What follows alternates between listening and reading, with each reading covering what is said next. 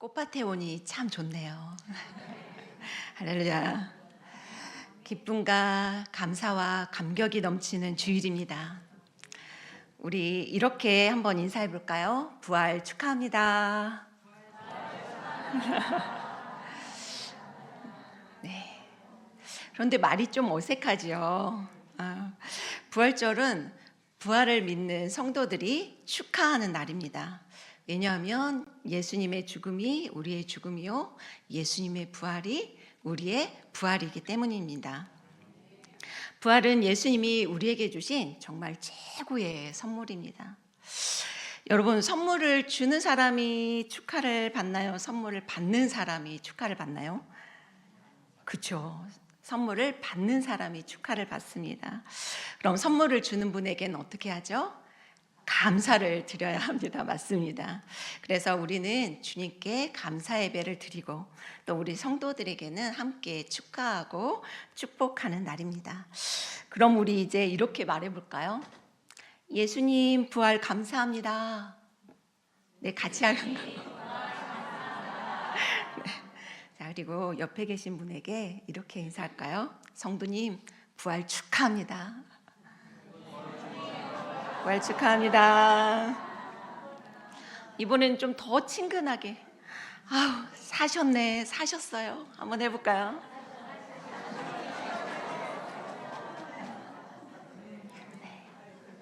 그리고 우리에게는 손을 이렇게 모아서 가슴을 이렇게 하면서 아우, 살았다, 나 살았다.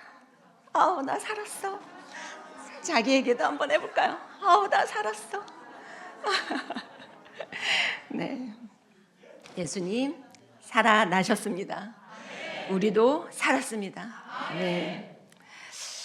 우리나라가 7, 80년만 해도 북한에서 전쟁의 위협이 있기만 하면 사재기라는 것을 했습니다. 화장지 같은 생활 필수품에서 라면이나 또 쌀, 통조림 같은 식료품까지 몽땅 사서 쟁여놨습니다. 그런데 어느 순간인가 단련이 되어서 그런지 북한에서 위협을 해도 그런 게 없어진 것 같이 보이더라고요. 그런데 요즘 중동에서 일어난 전쟁으로 다시 사재기가 등장했습니다. 바로 쓰레기 봉투, 비닐 봉투, 그것이죠. 네. 원유 가격의 급등으로 조금이라도 싼 주유수를 찾아다닙니다. 또 환율은 올라가고요. 또 원자재 가격은 급등하니까 우리 소비자 물가도 언제 급등할지 몰라서 불안합니다. 다시 예전의 불안의 시대로 돌아가는 건 아닐까 걱정도 되지요. 참 전쟁은 무서운 것 같습니다. 이렇게 경제적인 것뿐만이 아니라 사망자의 소식, 또 이재민의 소식을 들으면 정말 안타깝지요. 그래서 종전의 소식을 손꼽아 기다리고 있습니다. 정말 빨리 끝났으면 좋겠습니다. 그런데 이런 전쟁은 미사일이나 이런 무기들로만 일어나는 것은 아닌 것 같습니다. 우리는 날마다 넘어지고요, 죄의 유혹에 쉽게 빠집니다. 죄로 인해서 우리는 하나님과 단절된 상태라고 이야기합니다. 꼭 뿌리 뽑힌 나무와도 같습니다. 뿌리 뽑힌 나무가 어떻습니까? 겉으로 보면 겉은 푸르르고 꼭 살아있는 것 같습니다. 그러나 이미 죽은 것이지요. 왜 그렇습니까? 스스로 생명을 만들어낼 수 없기 때문입니다.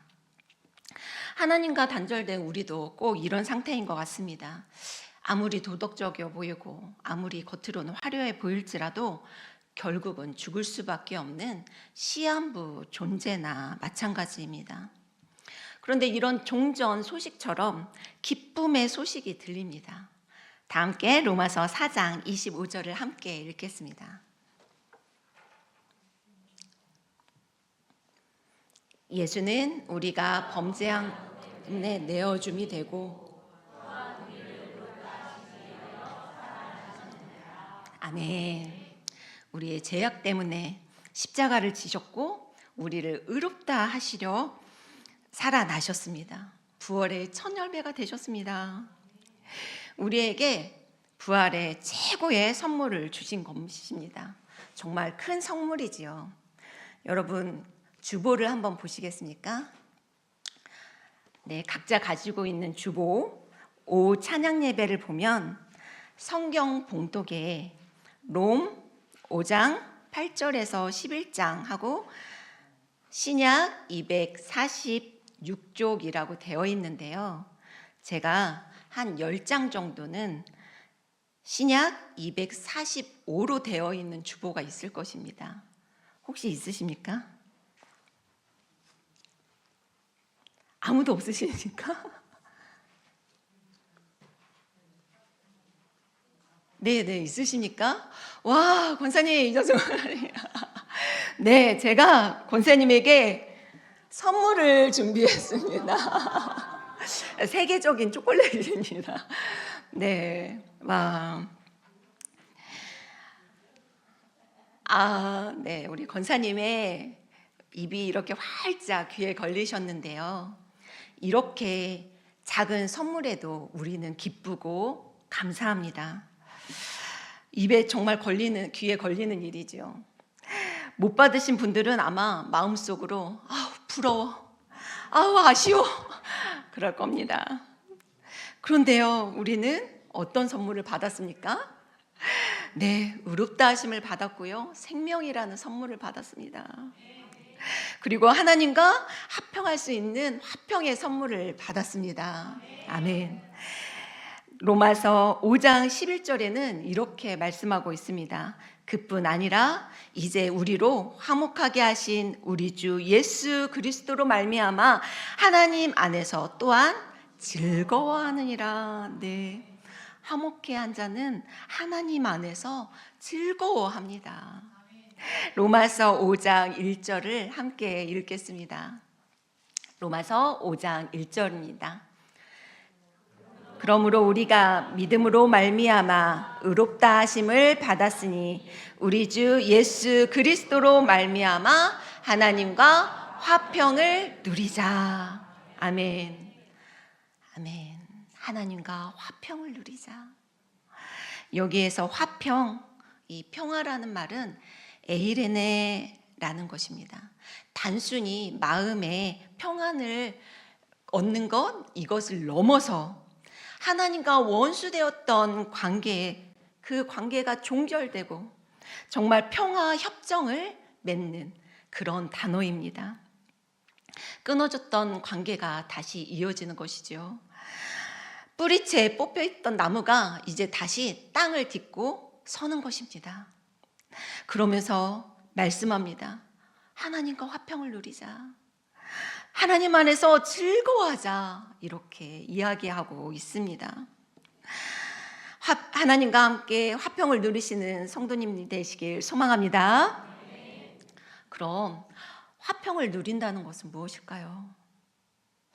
하나님과 화평을 누린다는 것은요, 하나님을 심판할 재판관으로 보는 것이 아니라 나를 용납하시고 사랑하시는 아버지로 본다는 것입니다.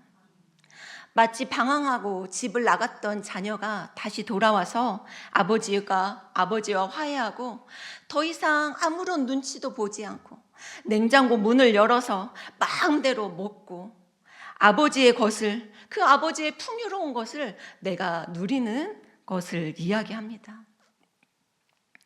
날 향한 하나님 아버지의 사랑이 변치 않은 것을 확신하는 것이죠. 오늘 내가 좀 실수를 해도 나를 여전히 사랑하는 아들이다, 사랑하는 딸이라 불러주시는, 그리고 또 나를 기뻐하시는 그 확신을 누리는 것입니다. 그리고 창조주 하나님, 그 능력의 하나님이 나의 백이 된다는 걸 믿는 것입니다. 만왕의 왕이 나의 아버지야. 우주를 창조하시고 통치하시는 그분이 내 백이야. 그러니 세상 그 어떤과 비교할 수 없지요. 두려움이 없습니다. 그러니 홍여 고난이 와도 그 백을 바라봅니다. 그리고 고난이 해석이 됩니다. 5장 3절에는 환난 중에도 즐거워한다라고 이야기합니다. 어떻게 환난 중에 즐거워할 수 있겠습니까? 하나님과 화평을 누리는 자는 고난 속에서도 하나님의 빛을 봅니다. 폭풍우 속에서도 하나님이 여전히 나를 붙잡고 계신다는 사실을 의심하지 않습니다. 그러니 환난은 인내를 만들어내고요. 그 인내는 연단은 소망을 이루는 줄 믿는다라고 고백할 수 있는 것입니다. 환난 중일 때도요. 평화로다. 하늘 위에서 내려오네. 그 영원토록 내 영혼을 덮으시네. 그러면서 찬양할 수 있는 것이죠. 사랑하는 성도 여러분, 하나님과 이 놀라운 평화를 누리시길 소망합니다.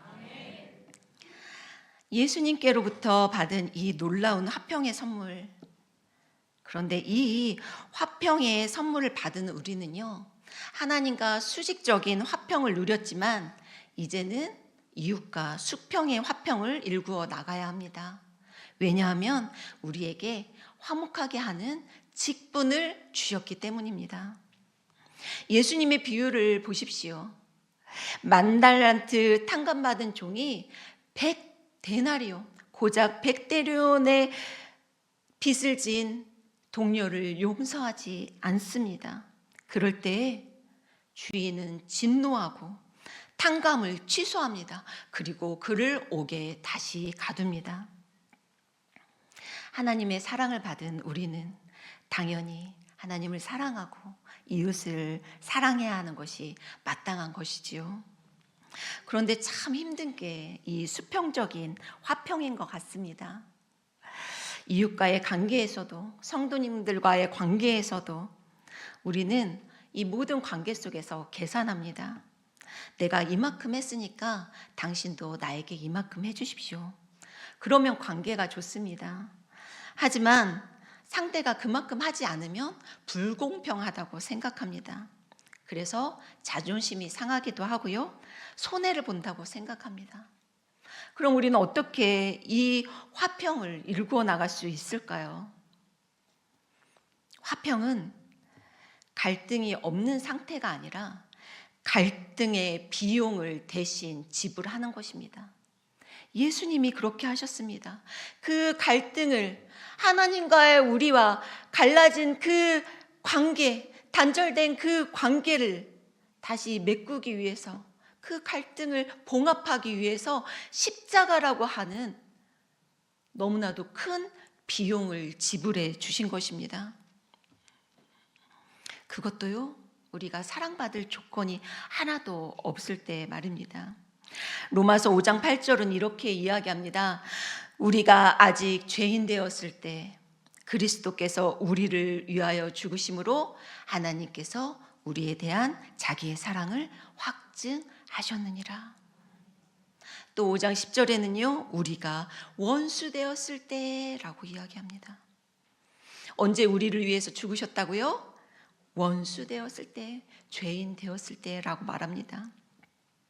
원수에게 누가 목숨을 내어줄 수 있겠습니까? 그럼에도 불구하고 예수님은 십자가라는 큰 값을 지불하셨습니다. 우리도 누군가의 화평을 이루려면 어떻게 해야 될까요? 바로 값을 지불해야 됩니다. 비용을 지불하는 화평의 아주 끝판왕이 있습니다. 바로 손양원 목사님이십니다. 그는 여순 사건 때 두 아들을 잃게 됩니다. 동인과 동신을 죽인 그 안재선, 용서할 수 없는 자지요. 그런데 그를 용서합니다. 그뿐만이 아니라 양아들로 삼습니다. 그가 용서받을 어떤 자격도 없는데도 불구하고 그 목사님의 아들을 죽인 원수인데, 예수님께서 우리를 원수 되었을 때 화목하게 하신 그 사랑을 바로 실천하신 것이죠.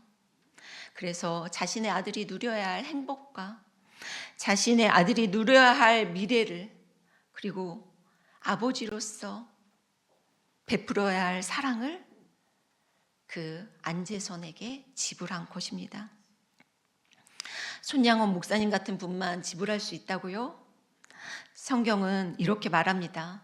로마서 5장 5절 하반절을 함께 읽겠습니다. 로마서 5장 5절입니다. 우리에게 주신 성령으로 말미암아 하나님의 사랑이 우리 마음에 부은 바 됨이니. 아멘. 성령이 그 하나님의 사랑을 우리 마음 가운데 부어주신다는 것입니다. 그러면 손해를 보더라도, 때로는 내 마음이 아플지라도 그렇게 사랑할 수 있다라고 말하고 있습니다. 우리는 예수님으로부터 화평을 거저 얻었습니다. 예수님이 대가를 지불해 주면서 받은 아주 최고의 선물입니다. 우리는 관계 속에서 네가 하면 내가 할게, 네가 이렇게 변하면, 네가 이렇게 하면, 네가 어떤 자격이 되면 그 후에 내가 널 사랑할게, 내가 너에게 다가갈게. 상대가 바뀔 때까지 관망합니다. 하지만 사랑하는 성도 여러분, 오늘 내 옆에 있는 안재선은 누구입니까?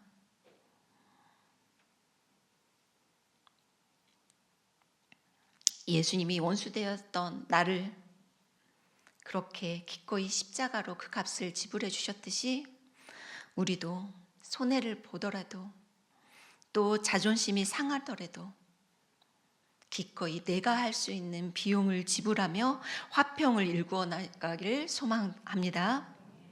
때로는 시간을 들여야 되고 때로 나의 옳음을 주장하고 싶을 때도 있지만 그것까지라도 포기하면서 우리도 막힌 담을 하나씩 허물어가는 저와 여러분이 되기를 소망합니다.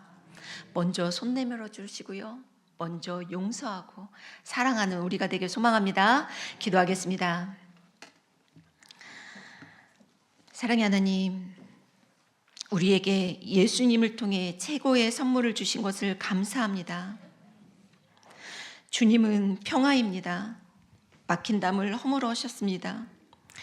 예수 그리스도로 말미암아 하나님 안에서 즐거워하는 자가 되었습니다. 이제 우리도 평화를 일구어 가겠습니다. 예수님이 자격 없던 우리를 위해 대가를 치르셨듯이 계산하지 않고 먼저 다가가겠습니다. 성령님 도와주시옵소서. 이 땅에 많은 갈등과 분열로 상처났던 그들을 향해 우리가 달려갈 수 있도록 함께하여 주시옵소서. 예수님의 이름으로 기도합니다. 아멘. 이 시간에 주신 말씀을 기억하면서 막힌 담을 허신 평화의 주님을 찬송으로 나가도록 하겠습니다. 주는 평화 막힌 담을 허셨네. 우리 함께 찬송하도록 하겠습니다.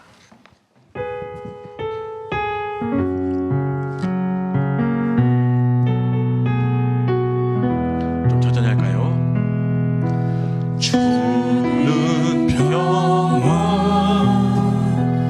막힌 담을 모두 허셨네.